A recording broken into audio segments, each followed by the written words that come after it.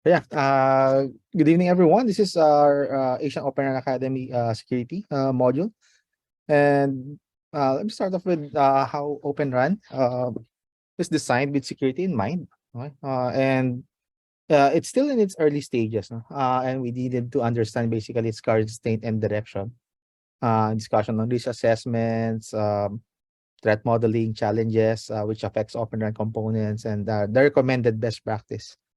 Basically, it's the framework of NIST, cybersecurity framework, and then CIS, critical security controls, among others, and how we could use them in order to assess and implement controls to further secure Open Run deployments.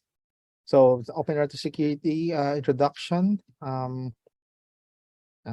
Skip this one. Let's go set in the meat.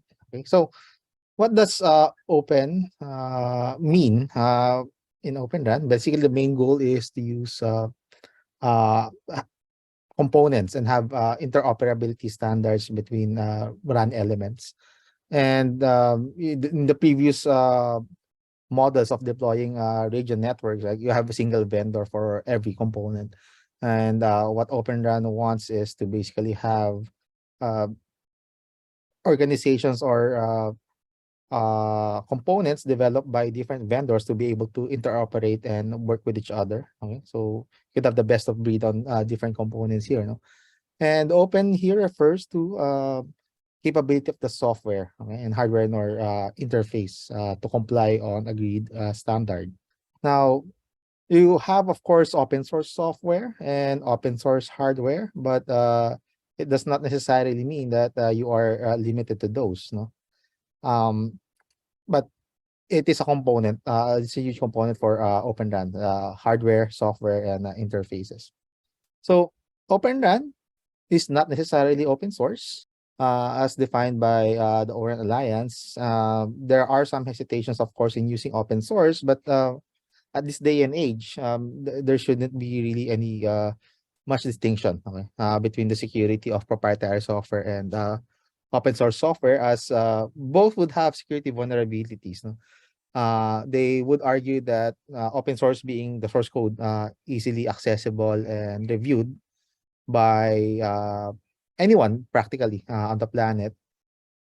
Some would argue it's more secure because they could do that. Others would argue that it's not secure because, again, on the other side of the coin, they could also do that and review the code. No? So what's the current state of Open RAN security?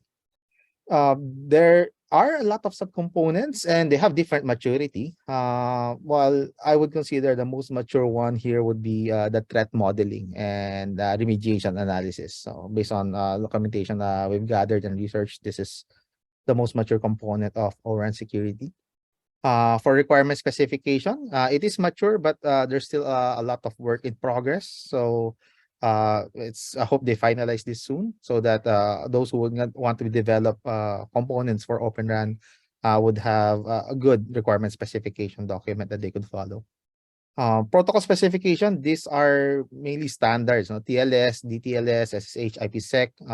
It's being basically harvested and fed to different components of Open RAN. But for the most part, there's not much new technologies here, but it's I would say implementation of this that's concerning with regards to Open RAN security, because you might be able to talk TLS or SSH, but if you haven't implemented it well, then there are vulnerabilities that could surface on those different implementations of these well-defined protocols. Test specification is also in progress, so this would be I would say needed soon. But I mean, for this leveling from threat modeling requirements, protocol, and test specification, I would say that their progress or maturity level is just right. Okay, especially for up and coming technology like ORAN, because before you're able to test, right, you should have a hard requirement specification and protocol specification. So once it's solidified, it would follow that test specification would be able to also put um, the requirements uh, well, for how do you call this, for getting into the meat of how do you test specific requirements and how do you test specific protocols. So this is the current state of Open RAN documentation. Especially on top, no, it's more there's a lot of availability that you could actually read through security mechanisms for different Open RAN components. Others are available today. Well, this is I think a year old. This table. Unfortunately, there's no new table that would have mapped what is the status of these components. But at some point that they would be able to finalize the other missing specification or in progress specification, finalize it like E2 interface, auto interface, OEC software, and secure physical assets. Um, well, secure physical assets is operator responsibility. There, I would assume that they would have some sort of mandate on what is the minimum viable security for specific use cases, like say the data sorter component, the radio component, or the transport now component of this one. So there is this note that Open RAN deployments are less secure than the traditional single vendor approach, because for single vendors, they would have tested it end to end, and it would be their sole responsibility. If there's any vulnerabilities or any security flaws that was discovered, you could always point to a single vendor. With ORAN, since it's basically multi vendor environment, we don't want the scenario wherein a vendor component would have vulnerability, but they would point to another vendor that they are interconnecting with, and say that, yeah, you should have prevented that specific vulnerability from reaching me, right? So ORAN Alliance Security Task Group engages with the ORAN Alliance working groups to tackle security challenges on all ORAN interface. And this is where a lot of documentations about ORAN security is coming from. While a lot of them are still in progress, we might as well start now and figure this out and grow along with Open RAN security. So ORAN security risks, there's a lot actually. With multi-vendor environment, you have expanded threat surfaces, which I would say is minimized if this was done on a single vendor environment. Again, you're implementing a lot of components from different vendors. And a security testing from vendor A might not be as robust as security testing from vendor B. Hence, you have expanded threat surface here. How close security vulnerability is associated with near RTRIC. We need to be able to, in case there's any vulnerabilities that were discovered, right? Especially with RAN intelligent controllers, how fast would a vendor be able to respond and deploy a patch? Okay, and even then, even if there's a patch on those vulnerabilities, it's not easy basically to apply these patches, especially on production environment. We also need to address threats to trust chain introduced by decoupling of functions. Again, this has minimal effect on single vendor environment, but on multi-vendor environment, this would be an issue that needs to be addressed. We also need to ensure management interfaces are secured according to industry best practices. And since there's a lot of open source components, it has to be we have to practice higher level of due diligence. A lot of open source software, again, you could go on either side of the fence that it is secure because a lot of people could review it, which is not entirely true. And on the other side, it is not secure because a lot of people could review it, which again is technically also not true. We got a lot of these components in the recent just last year, late last year, we have vulnerabilities on log4j, which is a Java logging library that could cause code execution. And apparently a lot of software use that as part of their system, as a library. And I've seen a lot of vendors did not even realize that they are using Log4j. So there would be that exposure too, and you can only leave it at that. So some high level open source vulnerabilities like um, Heartbleed way back 2014, so almost a decade back. Then we have just right now, this month, two critical OpenSSL vulnerabilities were discovered, and it could cause crash as of the moment, but at some point it might lead to code execution. So uh, again, this open source libraries that we are using would have some public exploit, and if we're going to develop components for OpenRAN, we're going to use OpenRAN components with open source libraries. We should be aware of what version, what libraries they're using, and be on the lookout for security mailing lists if there's going to be any vulnerabilities or exploits attacking these systems. And we should be able to apply patches and fixes so that we won't have exposures from these vulnerabilities. We also, of course, would want to implement defenses from physical attacks. How do we secure our radio towers, right? Especially here in the Philippines. It's a bit, especially on provinces, it's deployed on far-flung areas, sometimes in the mountainous regions with very minimal civilization, so to speak. So if there's any incident, let's say tampering or intrusion by unwanted elements or even just animals lurking, could they be able to disable the tower because they accidentally cut the cable, or maybe typhoons? So and not really a security attack per se, but it's an availability issue, which is, well, component of security. So top risk here would be in Open RAN, the service management and orchestration, SMO, because you could get exposure if your network information data is leaked, knowingly and unknowingly. So configuration of your SMOs, topology, network KPIs, OCloud KPIs. But for the most part, it's the service issues, denial, degradation, and control from ORAN function descriptors. If they could tamper it, if threat actors would be able to tamper this one, then of course service would be affected. Configuration tampering, either availability issue or confidentiality issue. Reading messages that's not intended for specific for threat actors. That is concern, especially for SMOs. Okay. Attacks from SMOs to OCloud, this would be catastrophic if ever this occurs, because once they control, threat actors control OCloud, I would say it's practically game over. No?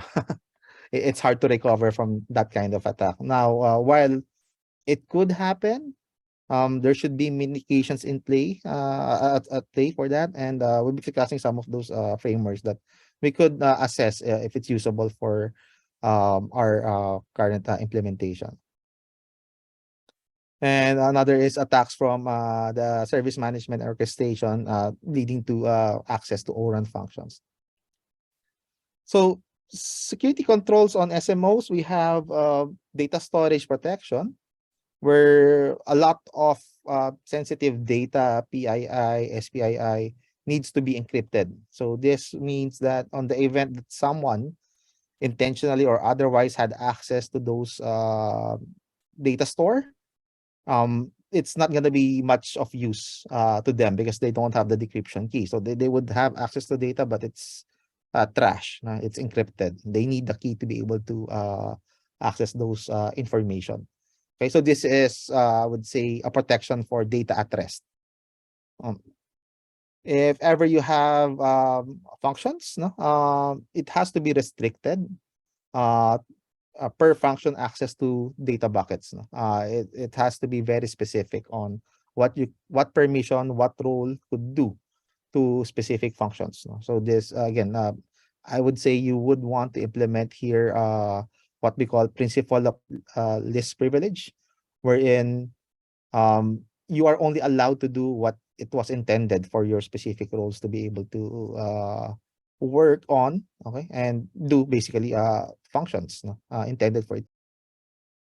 For access control on SMOs, strong password policy is required. And they are encouraging. No, they're not. I wouldn't say not encouraged. No.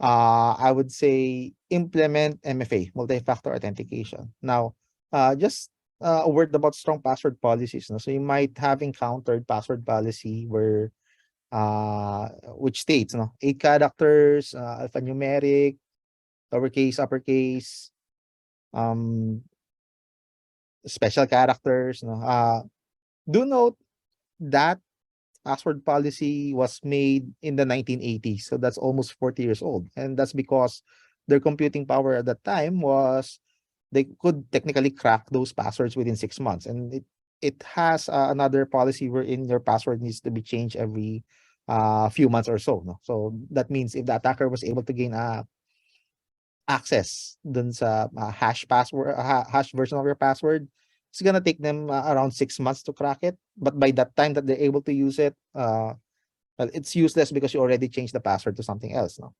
But again, that's 40 years old. Given the computing power then as compared to now, 8 characters is, I would say, not that strong. And our recommendation in the security committee right now is maybe 16 characters and up, and use MFA so that on the event that your password gets compromised, the attacker won't still be able to gain access to the system because they need a multi-factor or a device that you have like SMS or OTP token. So this is, I would say, should be mandatory, multi-factor authentication to gain access to systems in ORAN. We also mentioned a while ago principle of least privilege and role-based access control. No? Again, this would mean this has to be built in. A lot of vulnerabilities of systems that I've tested currently, no, they do fall under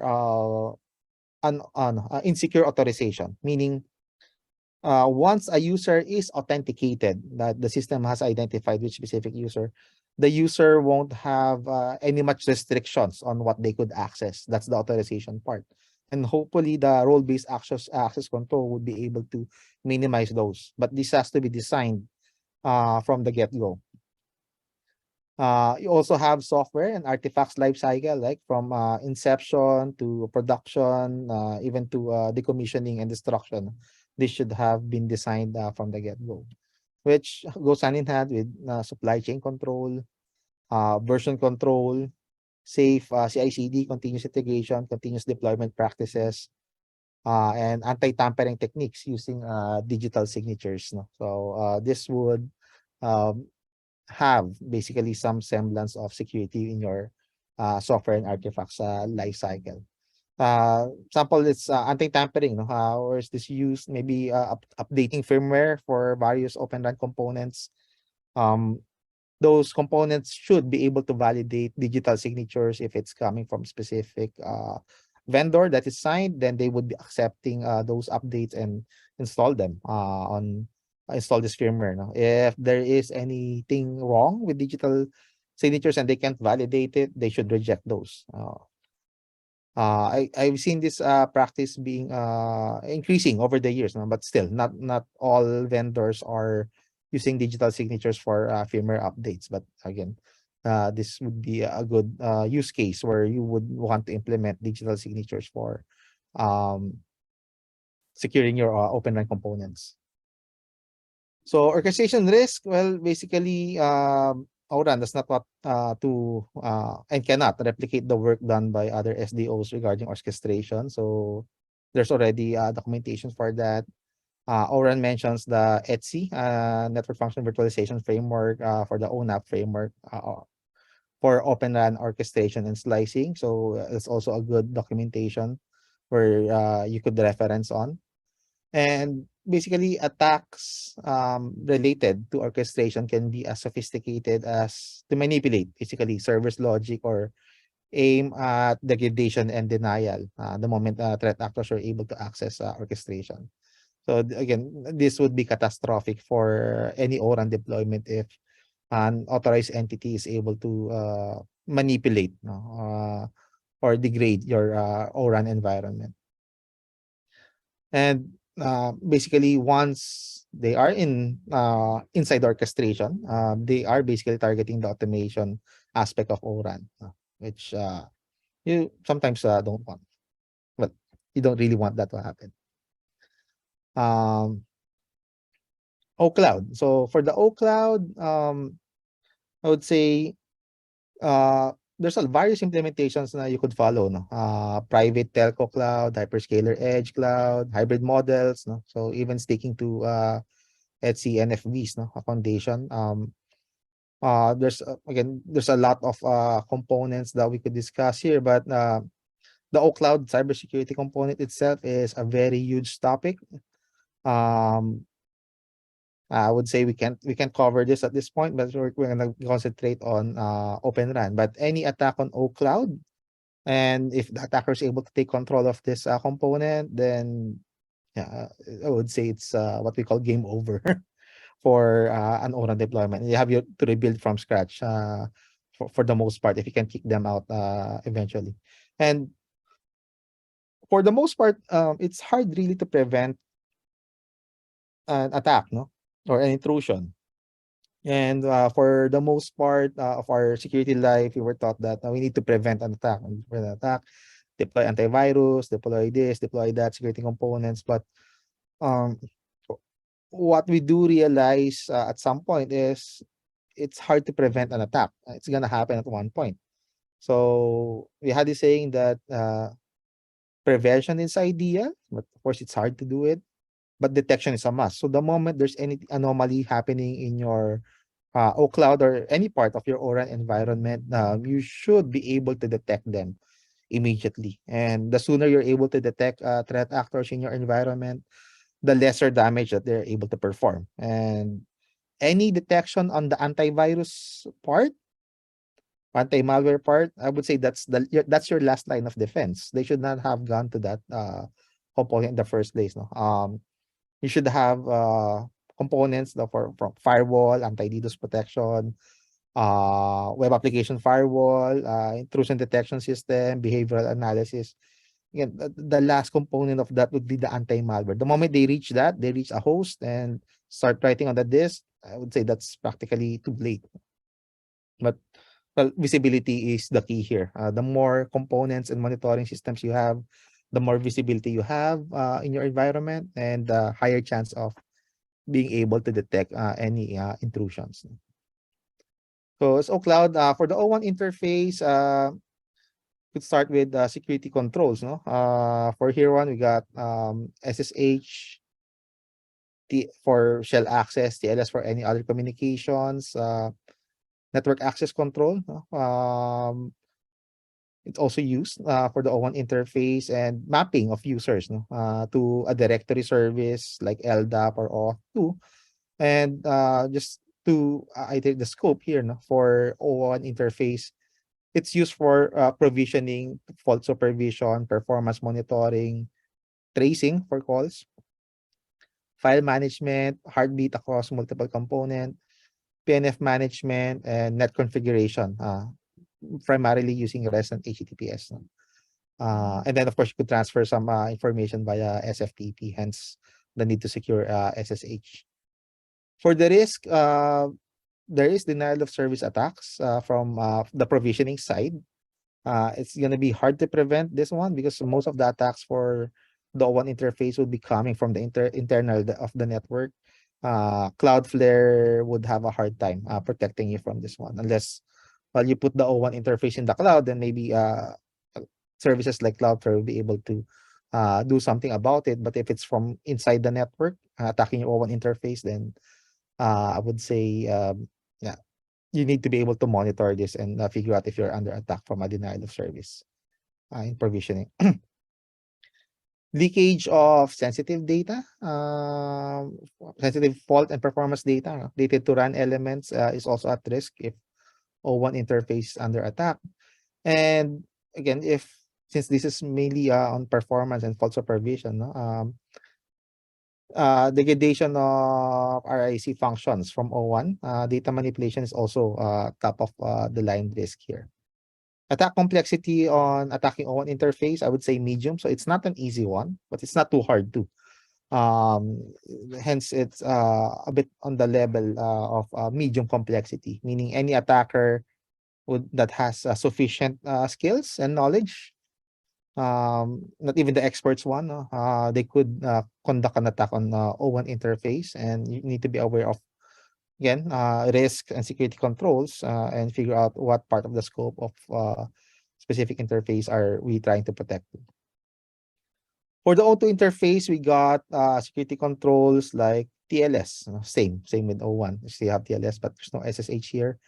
Mainly to protect for CIA, which is confidentiality, integrity, and availability. So main reason for this one is they don't want any replay of network traffic to be able to someone's able to capture those network traffic and replay it back to the O2 interface and cause some action on the O2 interface side.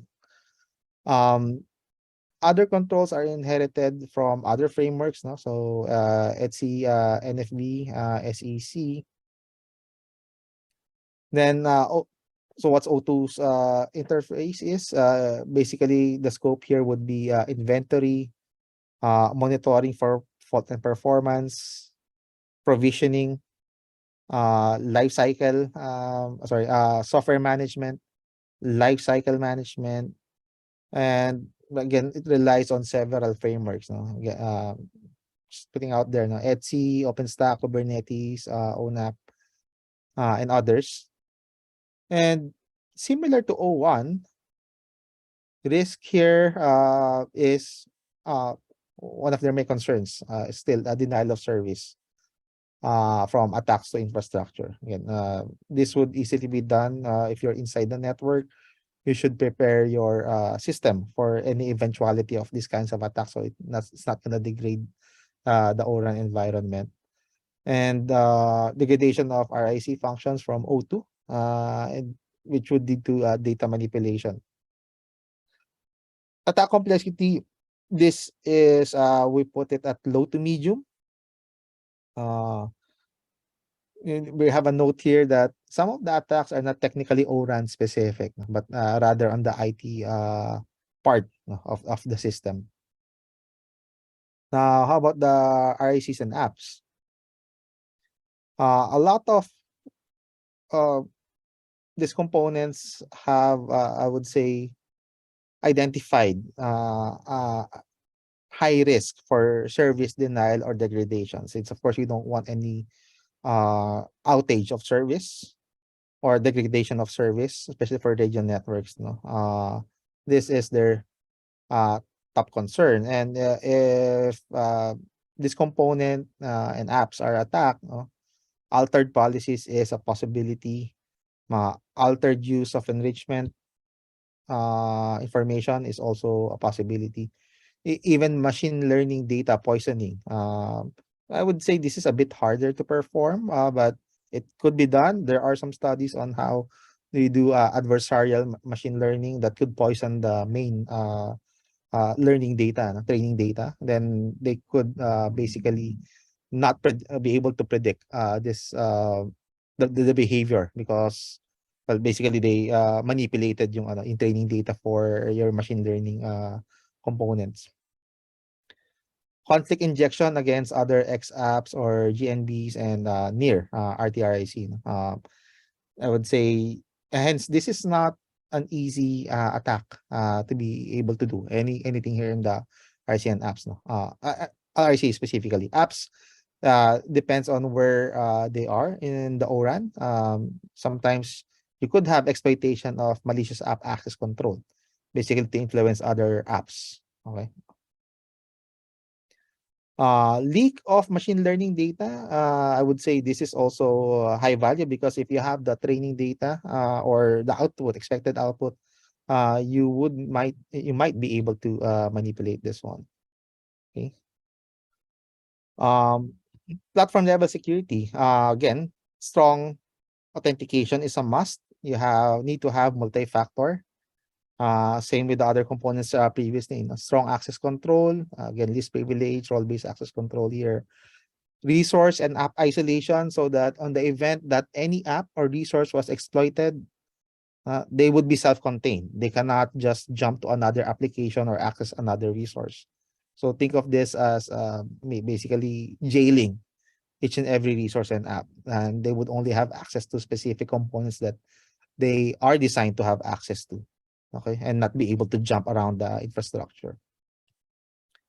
For software level security, well, these are computers, so we start with secure boot, using most likely TPM chips to ensure that our bootloader is signed and accepted. Yeah, we could use secure boot for that. Open source software risk control. If you're gonna use open source components, make sure it's inventoried properly with specific version, and we are subscribed to security mailing list, right? This would um, sorry, enable us to assess how affected we are with any disclosure, vulnerability disclosure at some point. Software inventory process, as with library inventory, this would enable us also, again, similar to open source inventory risk control, determine our susceptibility to exploitation given whatever software we are currently using. This one, I can't stress this enough. Strong patching process. We have a lot of breaches that stem from system that is not properly patched. And when we do incident response and analyzing the root cause on why a certain organization, a certain telco was breached or bank, for the most part, we could see systems that is exposed to the public internet, that is vulnerable. And the sad part is there's actually a patch for that, and they for more than for them almost a year before they were even exploited, and they did not apply it. So when we do design the network, especially the process part, this needs to be accounted for. If we're developing systems, again, we should have version control, most likely via Git or GitLab. This needs to be protected because while we are using open source software, most of the time, our system that we are developing are not open source. So it has to be protected, and only those who need to have access to should have access to this software. So need to have those in play, and you could actually go and implement those recommendations at the top. Strong authentication, RBAC, app isolation, to protect our software repositories. For the system level security, again, strategies for service survival in case of ORAN services unavailability. We need to have this disaster recovery and business continuity plan and tested for the most part to be able to validate if we could survive any denial of service or signal degradation. Could we fail over to different component in case one is not responding and being attacked? So again, availability is part of security. If we have an outage, then basically we have a security breach at that point. Okay. Conflict resolution policy, because we don't want any race conditions in our environment. So if there's any conflict, there should be a default. We need to study the environment and make sure that there's a default that's going to be implemented on the event of a conflict. Okay. Again, most of this would be automated, but it has to be designed from the start. We also need to ensure data level security, where for the most part, this is encryption at rest. So if we're going to store confidential information, client information, customer information, they have to be encrypted at rest, so that in the event of a breach, this data is not usable for the threat actors. They cannot read it. It's encrypted. And we don't, of course, want to have our keys lying around in the environment where a threat actor could actually reach for the keys and decrypt our data. And strongly access controlled data buckets for RACs. So for Open RAN security enforcement, they do recommend penetration testing. This is where we hire, or we have if you have an internal security team, they could perform attacks on the environment before production to be able to test any weakness on it.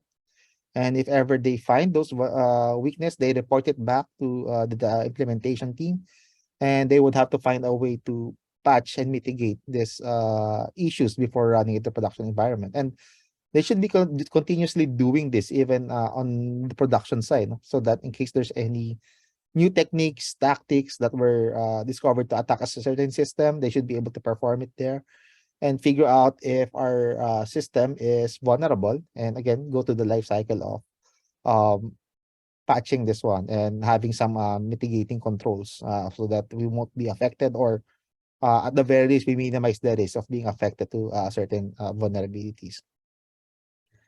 Again, if there's any issue, we need to be able to detect this, not only for security, no? Even for the operational level. But again, for the most part, since this is Open RAN security, we're mainly concerned with security issues. So best would be log all key events in both OS and application level. For this one, you'll need what we call log aggregator, or what the industry says SIEM, security incidents and events management platform. There are commercial solutions for it, like Splunk, QRadar. There would be open source solutions for it, like Graylog and ELK and SoftElk. So it depends on what you need and what resource you have. You could test all of those. And basically what you want here is all components of Open RAN should generate logs and send it to a central repository for log aggregation and collection. Because on the event of a breach, well, one thing that threat actors, most of them does is clear the logs on a system. This basically makes it hard for investigators to determine what happened, how they got in, what did they do, and what are they up to. Okay. If you send this to a centralized system, even though they cleared the logs on the local machines or the local hosts, they still need to be able to compromise the log collectors, not to be able to delete that. And ideally, it's on a network that does not allow any outgoing response. It's just mainly consuming all the data. They have a firewall, dedicated firewall for that, that ensures that, and they would have different credentials, ideally on a different segment of the environment that's not reachable from the ORAN, no? Aside from ingesting the logs generated by ORAN components. Deploy knowledge-based analytics for attack detection. So you got a lot of security solutions here. I've seen this mainly on commercial ones, where they would have so-called machine learning to be able to determine if a certain action is just seen first time.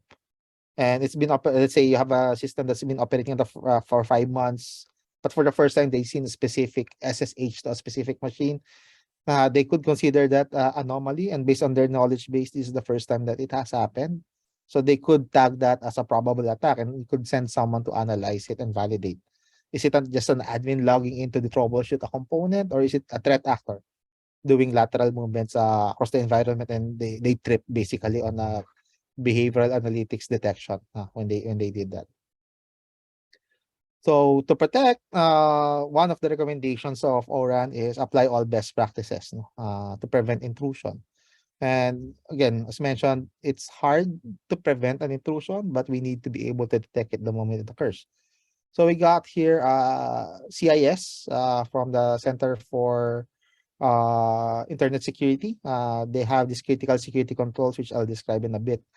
And they also recommend, as mentioned, the NIST cybersecurity framework. We need to be able to deploy our systems with using the zero trust philosophy. Again, these are multi-vendor environment. So I would say it's best approach to have different components practically not trust each other and ensure any requests are validated with crypto signatures using public key cryptography or credential-based access. Again, you don't just accept requests coming from different components of your ORAN system. Each of them needs to be able to validate this request before they respond. Again, zero trust philosophy.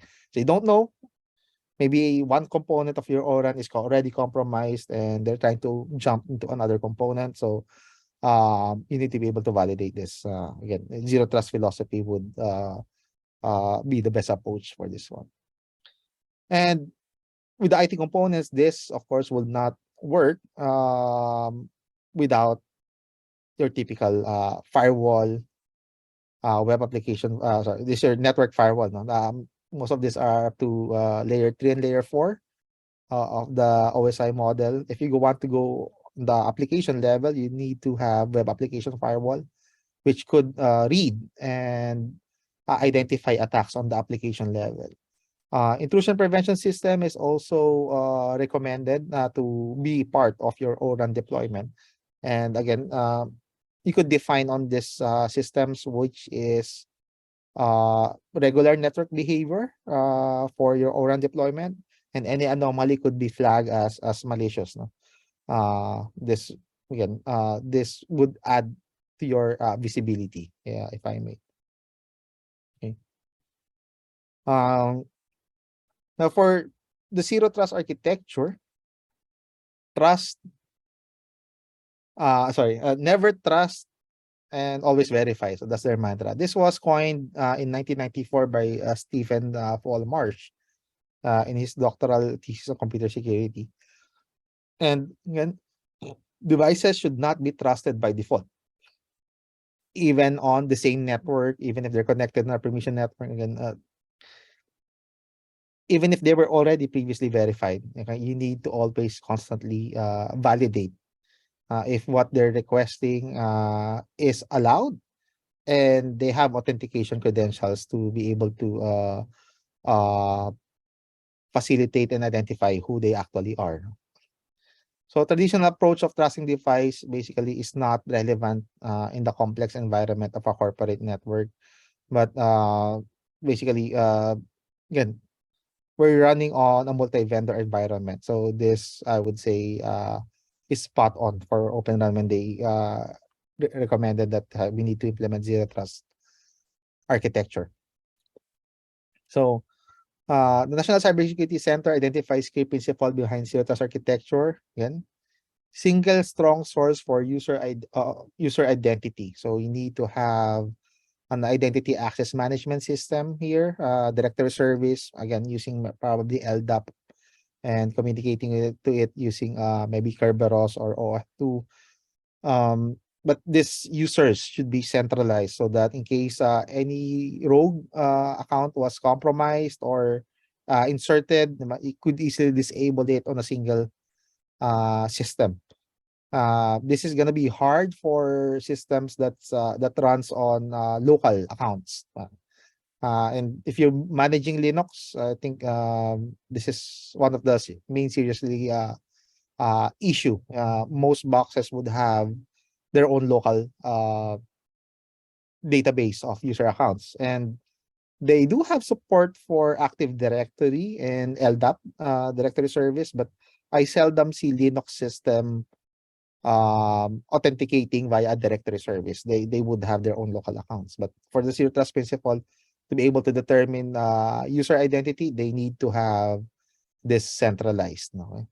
And well, this basically would be used for user authentication, machine authentication, and then you would have additional context, no? Such as policy compliance and device health. This pertains to network access control, wherein you have a system that could determine anyone connecting or authenticating to a service. That service could validate. Are you using an end-of-life software? Are you running with the latest antivirus, anti-malware signature database? Anything less, they're gonna decline it even if you are authenticated. So this could well, provide additional security.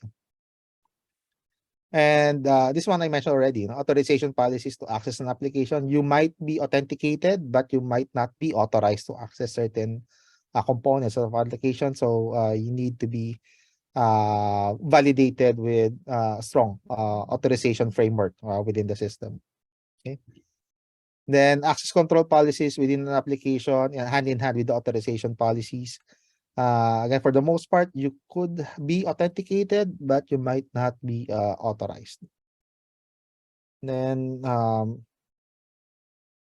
let's just go to the CIS critical security controls as a component for a framework that we could use to basically harden our system. So CIS stands for the Critical Center for Internet Security, and they are a nonprofit organization that was consolidated by uh, a lot of experts in the security field, no? From government to private, um, even educational system. No? They basically congregated and uh, designed a guideline, okay, of best practices for security an IT system. And what they have in mind was how could we prevent known security vulnerabilities? What do people need to do? Yeah, so they were able to came up with what we call critical security controls. The new version has 18 controls. The previous one has 20, but they were able to collapse some of it within the 18 controls.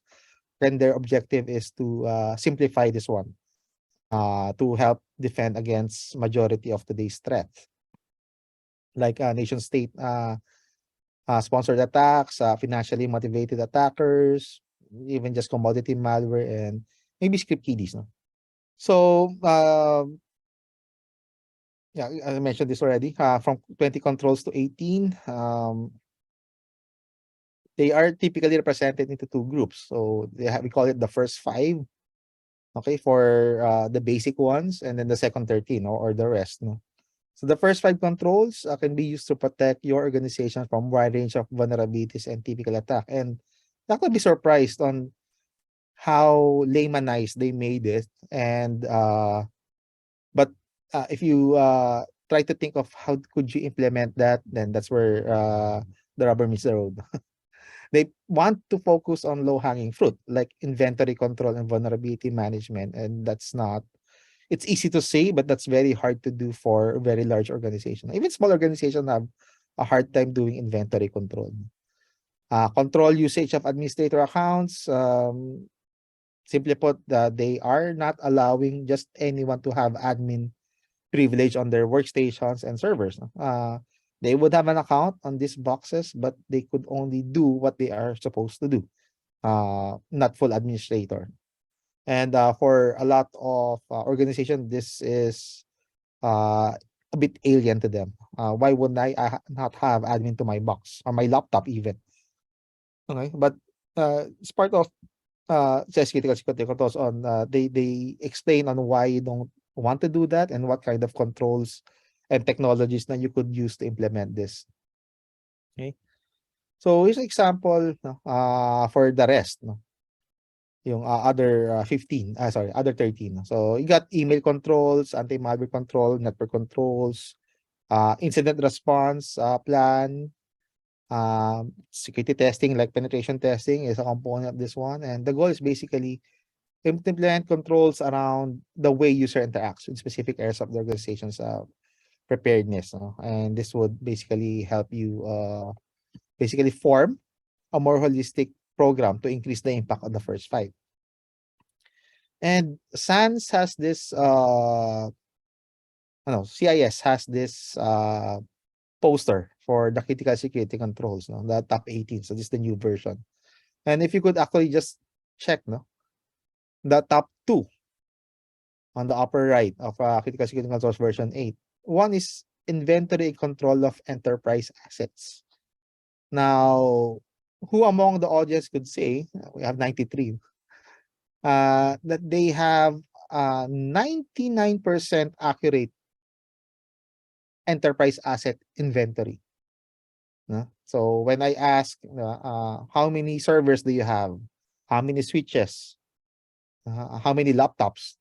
If you could answer that immediately because you have that data. So surprisingly, that not a lot of organization could answer that, but that's the most basic one for CIS. You need to have it because you cannot protect what you do not know about, right?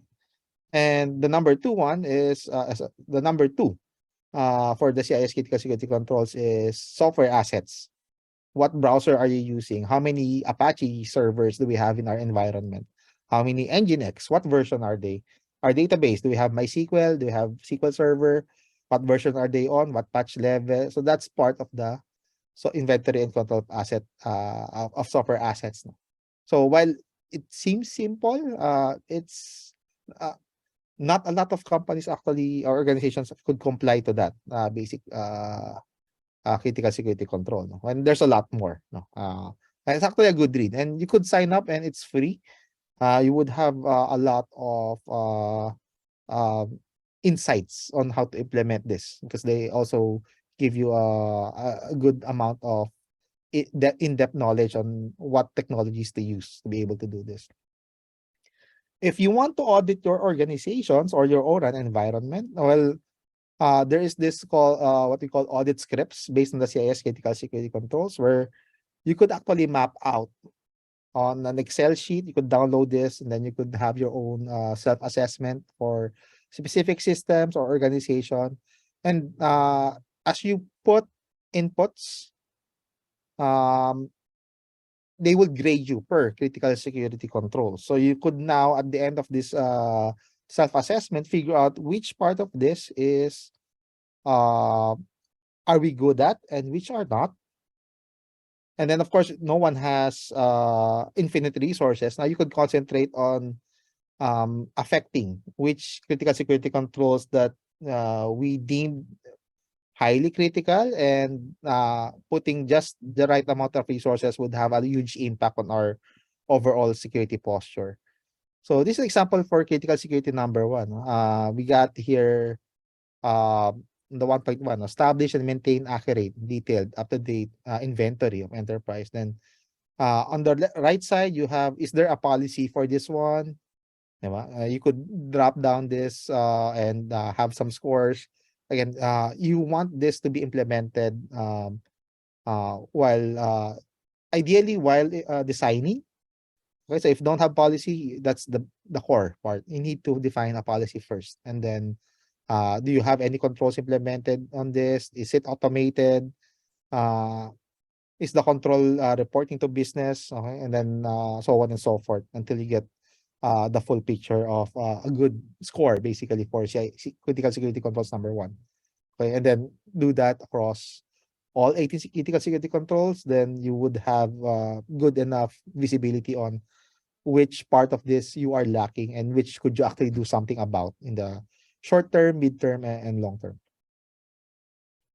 Another part of CIS is the benchmarks, where they provide you documentation, and there are some scripts that is based on this one that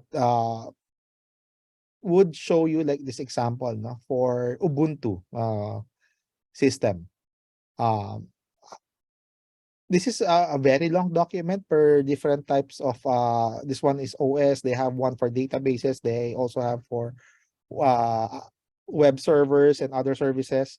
But this is just a sneak peek of what does the document contain. As an example for Ubuntu, here is they are requiring that privilege commands is collected. No? Any use of privilege command is collected in an automated function, meaning if you do something as an admin, there would be a log somewhere on the system that would indicate what time, who, from which remote machine, and what privilege was used, and then what was performed. So even as simple as renaming a file or moving a file as an administrator would be logged and audited. Okay, and ideally this should be sent to a central location, again, to minimize any tampering from a malicious threat actor or even just a system administrator that is trying to hide a mistake that they perform a command that's that had an not unintended effect. No? Anyway, so yeah, I guess that's a short preview. I would say that's maybe 30% of the ORAN security uh, l- module. Could close it up.